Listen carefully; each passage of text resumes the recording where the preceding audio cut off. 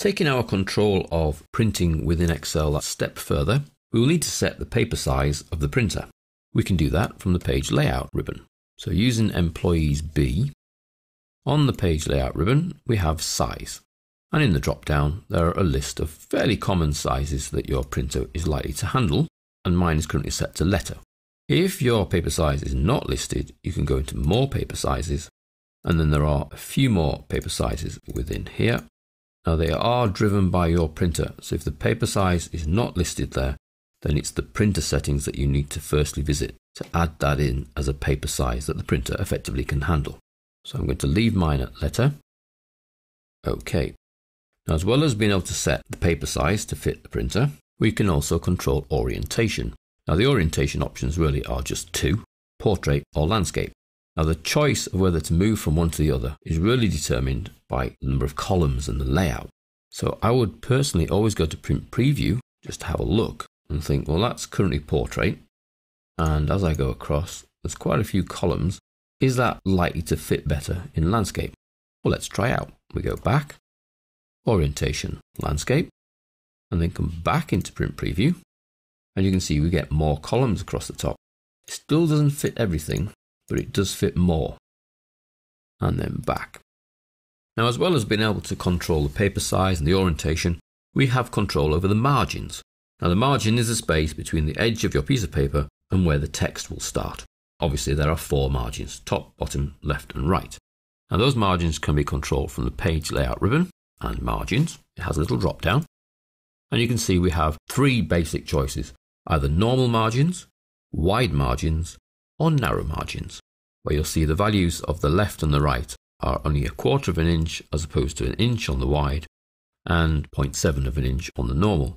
Now you can go to custom margins to totally control the margins on all four sides yourself, and you just adjust them by clicking the icons down. So we can go 0.2, we can go right down to 0 if you want.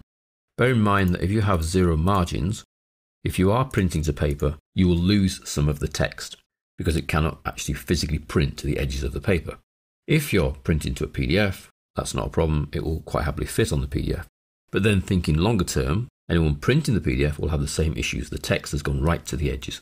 So it is advisable to leave a little bit of margin, just so that any printer can handle what you're sending to it.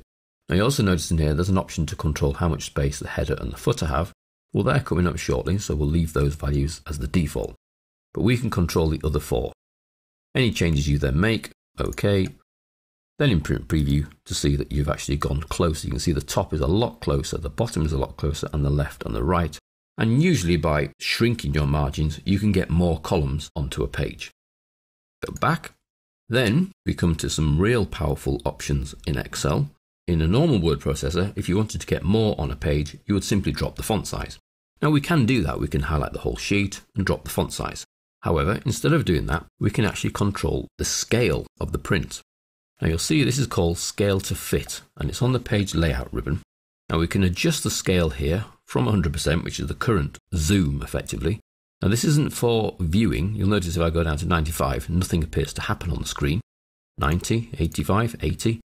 It's not the zoom for the screen, it's effectively the zoom for the print. Because if I now go to print preview, you'll see that we're printing at 80% of the original size, which actually makes more fit on the page. Obviously, you have to be a little bit careful that you don't drop that scale too far to make the text illegible, but it will go down and down and down. And you don't even need to go down in the 5s that it's offering here. You could click in and type a more exact amount. You might think 62% is good, so you type 62 in and return to accept that 62. And then in print preview, you're then at 62%. Notice that as we are reducing that scale to fit, we are reducing the number of required pages. We're now down to 4, and originally it was 12. So scale to fit is our option here. Bear in mind also that scale to fit will actually go above 100. It doesn't have to come down, you could go up. If you've only got a little bit of text on your spreadsheet, you may want to zoom up so that the text is larger when it's printed. And I could go all up the other way. I can go to 400% actually. Let's look at 140. And you'll see the font is a lot bigger, and we're using 16 pages. So in our case, it's not ideal to go over the 100%, but it is an option if you want to go bigger for some prints. We can physically force the file. Here we have a forced width and a forced height. Currently they're set to automatic, so Excel does its own calculations.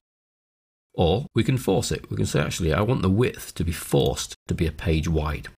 Now what you'll then notice, the scale gets greyed out, because you can't adjust it now, you've been forcing the width in, but notice the scale has dropped to 48%. So by me forcing the width of my data into 1 page wide, it's actually scaling down to 48%. And in the print preview, you'll see it is pretty tiny, but we're down to 2 pages. I could go one step further and force the height as well down to 1 page, and the scale's now 38%, but that will get the total contents of the printable area of this spreadsheet onto 1 piece of paper. Just be a little bit careful that you don't squash things down too far. By default, the forced height is at automatic and the forced width is at automatic, and your scaling is at 100%. But you can control the scale yourself manually. Just experiment with taking 5% off, 10% off, 20% off, or use the force options. Force it to be a page wide or 2 pages wide, or force it 1 page high or 2 pages high. And that way you will get the content into the space you require. So with a combination of tools there, changing the paper size, the orientation, reducing the margins maybe, and playing with the scale options, we can actually control how much paper is required for a given spreadsheet.